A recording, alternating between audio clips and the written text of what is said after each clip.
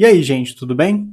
Aqui é o Rafa do canal Programador Lhama e vamos lá, vamos começar aqui a nossa parte prática dessa série de Docker na prática com Python. E o que a gente vai falar nessa aula aqui hoje? Em primeiro lugar, antes da gente entrar nesse tópico, se você tem um pouco de dúvidas ou um pouco de problemas nessa parte de infraestrutura, eu vou recomendar que você veja primeiro esse vídeo todo e veja qual a metodologia que eu estou utilizando para criar o projeto em si, né? E depois que você retorne e copie e faça todo o processo que eu fiz aqui nesse vídeo. Docker em si, eu considero que ele é mais metodologia do que processos. Então, vamos lá, né? Vamos começar nossas discussões aqui. Olha, eu apresentei na última aula esse diagramazinho aqui.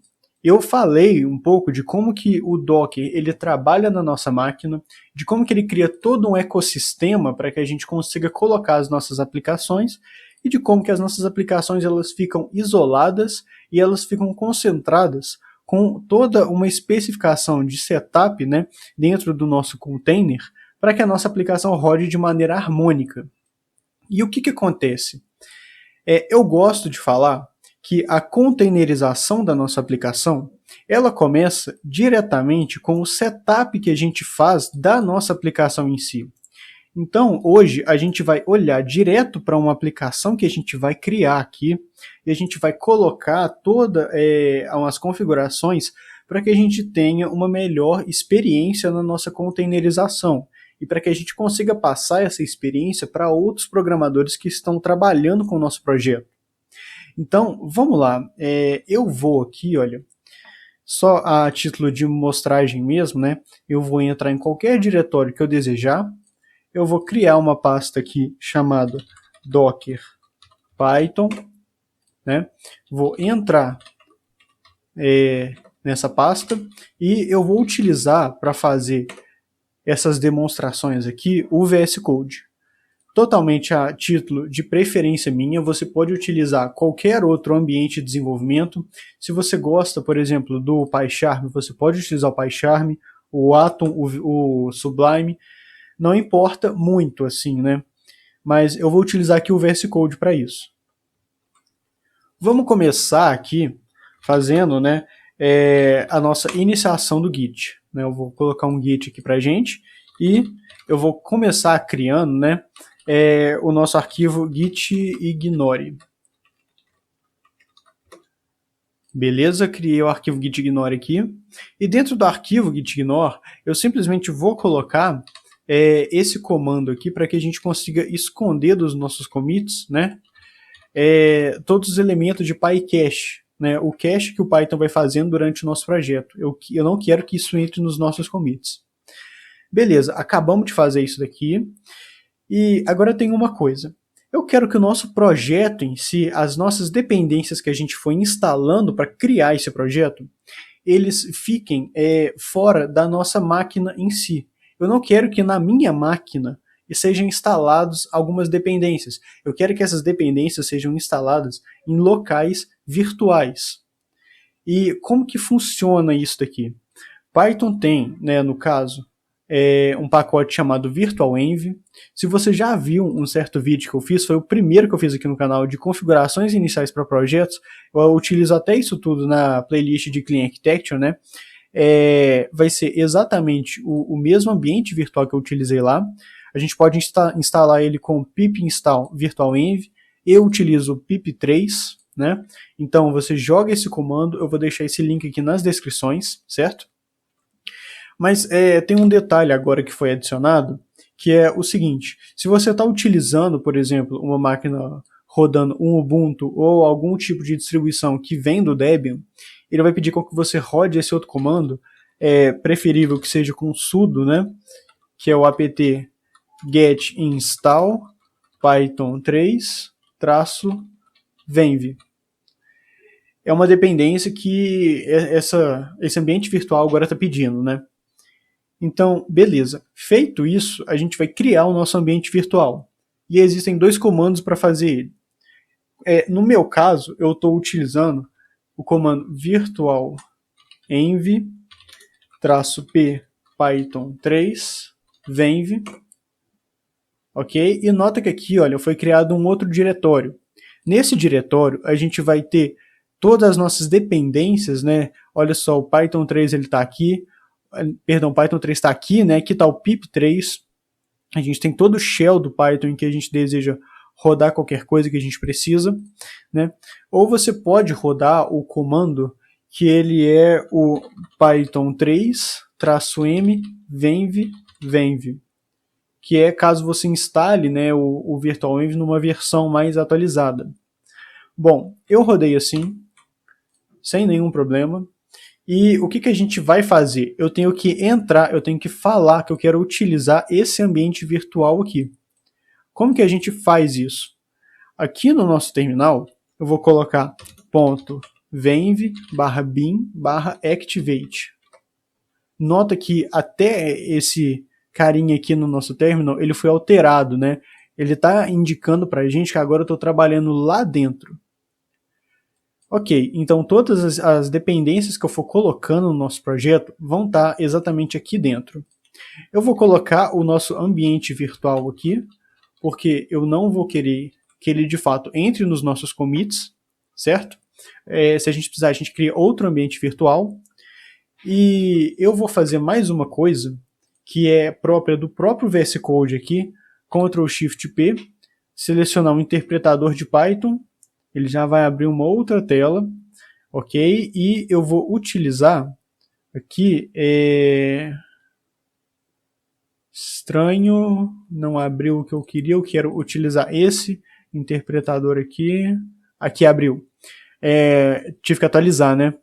Eu quero utilizar o interpretador do ambiente virtual, pronto, tanto que se eu abrir agora um novo terminal, olha, ele vai rodar isso daqui e ele vai entrar no nosso ambiente virtual. Beleza, agora o Python já está entendendo que eu estou trabalhando aqui dentro. Vamos fazer o seguinte, eu vou começar, né, instalando o Flask. A gente vai trabalhar com o Flask aqui. Até mesmo por causa daquela documentação, né, que eu mostrei na outra aula, que é da gente realmente fazer esse trabalho com o Flask, né, com o Docker. Então, vamos lá. Para isso, deixa eu voltar aqui. Eu vou pegar como que a gente instala o Flask exatamente aqui. Vou colocar esses links aqui todos nas descrições, né? Eu vou colocar aqui e eu vou fazer a instalação com o pip3. Beleza? Eu estou colocando todas as dependências. E nota uma coisa, a gente está trabalhando com o nosso ambiente virtual, né? Se eu colocar aqui, olha, pip3 freeze com um maior que, né, requirements.txt, olha o que vai acontecer. Criou esse arquivo aqui, olha. E o que está acontecendo aqui? Todas as dependências que eu coloquei no nosso ambiente virtual, agora eles estão aqui, ó. E nota que foram exatamente os mesmos elementos que eu instalei para o Flask, né, foram colocados aqui. Então, olha só, a dependência do clique, ela está aqui, né? O Flask em si, ele está aqui, junto com o número da versão que eu estou utilizando. Então, a gente vai conseguir, a partir desse elemento aqui, requirements, fazer todo um setup que vai ser desejado. Deixa eu te mostrar uma outra coisa também. Deixa eu sair aqui, olha, do meu terminal e deixa eu fazer uma outra coisa. Ctrl+Shift+P. Ctrl+Shift+P. Eu vou trocar o interpretador do Python só para não dar nenhum problema, né? Eu vou deletar esse ambiente virtual aqui. E agora, olha o que vai acontecer. Eu vou abrir de novo um terminal. Eu estou nessa pasta aqui. Se eu rodar o comando para criar o ambiente virtual novamente, virtualenv-p python 3 venv, ok? Eu vou criar um outro ambiente virtual que ele não vai ter nenhuma dependência instalada, né, nesse ambiente aqui. Mas por causa desse elemento aqui, que são as dependências que eu tive no meu ambiente virtual antigo, eu posso simplesmente fazer o seguinte, .venv.bin/activate, entrei no nosso novo ambiente virtual, e a partir disso, pip3 install-r requirements.txt. E todos os elementos que eu instalei aqui, eles vão ser passados para o nosso novo ambiente virtual. Isso daqui é muito bom, né? Porque dessa forma a gente vai conseguir levar os nossos pacotes para fora e vamos conseguir instalar eles aqui dentro. Então, beleza, isso daqui pra gente é muito interessante, porque esses elementos todos aqui que vão ser colocados como as nossas dependências, vai ser exatamente o que a gente vai instalar dentro do nosso container. E agora eu vou fazer o seguinte, git add, eu vou colocar, né, todos os elementos que a gente acabou de fazer aqui dentro do nosso commit. Vou colocar aqui git commit, -m. Eu gosto de colocar uma certa tipagem nos meus commits. Então eu vou colocar aqui, olha, config, setting, requirements.txt. Beleza. Só que o que acontece? Eu fiz aquele comando que ele é o pip3 freeze maior que requirements.txt. E tem um certo problema, que é o seguinte, eu não quero ficar toda hora jogando esse comando sempre que eu tiver um novo pacote, uma nova instalação dentro do meu projeto. Então, para isso, eu gosto de utilizar uma outra ferramenta, né, que ele se chama pré-commit. Deixa eu entrar aqui na página do pré-commit, né? Eu vou deixar esse link também nas descrições. E o que ele faz? Ele seta todo um hook para o nosso Git, né? Uma ação que ela é feita a partir de uma ação que a gente tem no Git, né? Então, na hora que a gente rodar uma ação no Git, isso daqui vai acontecer. Para que a gente, de fato, coloque essas dependências de uma maneira um pouco mais automatizada. Se você viu, né, aquele vídeo que eu faço das configurações iniciais para projetos, eu coloco até para a gente conseguir fazer os nossos testes unitários na base desses elementos aqui. Então, vamos lá, vamos instalar essa dependência aqui. Para isso, eu coloco um Python 3, perdão, ele é o pip3, né? Install pré-commit. Beleza, estamos instalando as dependências. Ok, e como que funciona em si o pré-commit, né? A gente tem que colocar um arquivo que é um arquivo YAML. Ele está descrito, né? Ele está apresentado aqui embaixo, olha. Coloque um arquivo chamado essa coisa aqui. E aí eu vou deixar essa documentação nos comentários, né? Se você pode dar uma lida, você pode ver qual que é o poder que esse pacote aqui tem. Mas a gente vai fazer o seguinte, eu vou colocar aqui, criei esse meu arquivo, né? E para a gente definir, para essas configurações sempre serem realizadas, eu já vou pegar uma configuração que eu tenho pronta aqui. Eu estou aqui, olha, no GitHub do programador Llama. Eu tenho um arquivo aqui, né, um repositório, que é as configurações de Python em si. Eu tenho o mesmo arquivo YAML aqui. Eu vou copiar ele todo, né? Vou colocar aqui pra gente. E eu vou tirar as dependências que eu não quero que sejam utilizadas. E do jeito que eu coloquei aqui, é o seguinte. Aqui está, olha, o PyTest. Eu não vou utilizar PyTest para as nossas configurações, né? Aqui tem o Flake 8, que é um outro elemento, não vou utilizar. E aqui tem o Black, que eu também não vou utilizar. Então eu vou cortar esses caras todos, né? A gente tem aqui, olha, quais que vão ser os nossos repositórios. Eu quero que ele seja local, eu quero que ele tenha um ID de requirements, né? E nota que eu estou fazendo aqui, olha, o freeze no meu arquivo requirements.txt. Eu estou fazendo aquele comando aqui. E após aquele comando, eu estou colocando ele, né, com o git add, para adicionar nos elementos de git que eu quero adicionar do meu sistema. Então, é exatamente isso daqui que eu quero fazer, né, no estágio de eu commitar. E vamos mostrar como é que isso daqui funciona em si, né? Eu vou, a partir disso, rodar o nosso pré-commit. Mas para a gente mostrar de fato, né, isso daqui sendo efetivado, eu vou instalar uma outra dependência aqui para o nosso projeto que a gente vai utilizar, né, no futuro, que é exatamente o SQL Alchemy. Deixa eu copiar esse comando aqui. Eu vou colocar pip3 install SQL Alchemy. Ok. Lembrando que quando a gente utiliza o pré-commit, né, a gente tem que fazer um pré-commit install. Pré-commit foi instalado, beleza? Agora, vamos adicionar tudo que a gente tem que adicionar, que vai ser esse elemento aqui, né? Esse arquivo YAML, git status, ok. E agora git commit, vamos colocar aqui, olha, config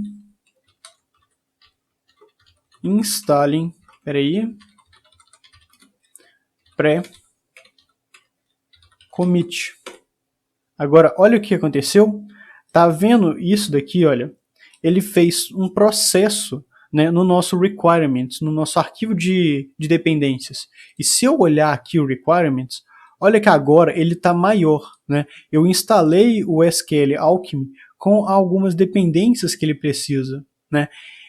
Isso daqui para a gente vai ser extremamente importante quando a gente levar a nossa aplicação, né, para o container. Ok, fizemos toda essa nossa configuração, o nosso projeto já está configurado. Vamos agora entrar direto, né, numa aplicaçãozinha em Python que eu vou chamar simples e unicamente de run.py. Ok? Como eu tive que sair, né, do meu ambiente virtual, eu vou Ctrl+Shift+P, selecionar o interpretador de novo do Python e colocar ele como interpretador, né, do ambiente virtual, o que a gente está repetindo, né, para ficar bem claro o que a gente está fazendo aqui. From Flask, import Flask. Eu vou colocar aqui app vai ser igual a Flask --name. Isso aqui é simplesmente o Hello World com o Flask, né? Vou colocar aqui @app.route. Vou colocar aqui que eu vou querer que a nossa rota, né, ela seja a nossa rota raiz com barra. Methods vai ser unicamente um get. E eu vou definir a nossa função aqui, que vai ser a nossa rota. Então, hello world. Eu vou colocar aqui para ele retornar simplesmente um olá, estou na aplicação setada. Vamos colocar assim, né? Agora, lembrando que para a gente de fato rodar um projeto em Flask, a gente tem que chegar aqui e falar export Flask app. A gente vai falar qual é o arquivo que o Flask tem que rodar, né? E ele é o run.py. Dá um enter aqui, beleza. E colocar o comando flask run. Beleza? Ele entendeu que esse arquivo run.py ele está rodando esse nosso hello world aqui. Ele está rodando, olha, na minha máquina local, na porta 500, e eu estou aqui, olha, no Postman. Acho que está pequeno aí, mas eu estou colocando aqui, ó, localhost 500 barra, com o método get. Eu estou acessando a nossa rota, né? Olá, estou na aplicação setada. Beleza, acabamos de setar uma aplicaçãozinha extremamente básica, mas que tem um conteúdo muito interessante para a gente, né? Isso daqui é tudo o que a gente necessita nessa nossa aula. Então a gente conseguiu fazer o que a gente precisava aqui, né? Vamos fazer o seguinte, git add git commit. Eu vou colocar aqui, olha, de feature, implementing first route. Vamos colocar isso aqui. Nota que o requirement ele rodou novamente, né? Passou, e a partir disso a gente conseguiu rodar o nosso projeto. Eu vou terminar essa aula aqui fazendo mais uma única coisa, que é o seguinte, eu vou acolher uma certa recomendação que me fizeram, que é o seguinte, toda hora em que a gente for começar o nosso projeto em si, a gente tem que instalar, né, o nosso ambiente virtual, e eu tenho que instalar o pré-commit, né? Seria melhor se a gente já tivesse um arquivo SH no nosso projeto que já fizesse isso daqui tudo. Então, eu já chegasse e colocasse install.sh e esse arquivo SH já fizesse tudo que a gente precisa. Então, vamos lá. Vamos colocar todos os comandos que eu utilizei aqui para a gente fazer esse setup aqui do nosso projeto em si, né? Eu vou colocar virtual env -p python 3 venv ponto e vírgula. Caso você utilizou aquele outro comando que eu mostrei no começo da aula, você pode colocar aquele outro comando aqui sem nenhum problema. Ponto venv barra bin barra activate ponto e vírgula. Aí a gente vai ter o pip3 install-r requirements.txt. Estou colocando tudo com ponto e vírgula aqui. E o nosso pré-commit install ponto e vírgula. Vamos testar se esse arquivo aqui, né, ele está conseguindo fazer esses comandos aqui. Caso contrário, a gente altera ele, a gente vê o que a gente está fazendo de errado. Eu vou aqui no meu ambiente virtual, vou sair aqui desses ambientes que eu acabei criando no VS Code, né? Vamos rodar aqui de novo um outro terminal e install.sh.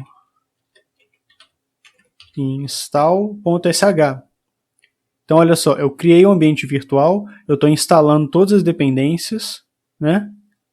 Instalei, ok. E eu instalei, por fim, o pré-commit. Então, esse arquivo ele está me atendendo. Se você passa ele para um outro desenvolvedor, fala o seguinte, olha, roda um install.sh, que você vai ter tudo instalado direto na sua máquina, no seu ambiente. Nota que ele até já trocou, né, para o ambiente virtual que eu desejo. Bom, gente, isso daqui foi todo um setup que eu vejo que quando a gente começar a jogar os comandos, né, docker ps, docker ls, docker run, a gente vai ter um aproveitamento muito grande dessa aplicação. E eu apresentei eles aqui. Na próxima aula a gente de fato vai pegar essa estrutura toda aqui, a gente vai criar as nossas imagens e a gente vai containerizar simplesmente esse Hello World aqui, a gente vai destrinchar o que a gente está fazendo e é isso. A gente se vê na próxima aula e muito obrigado.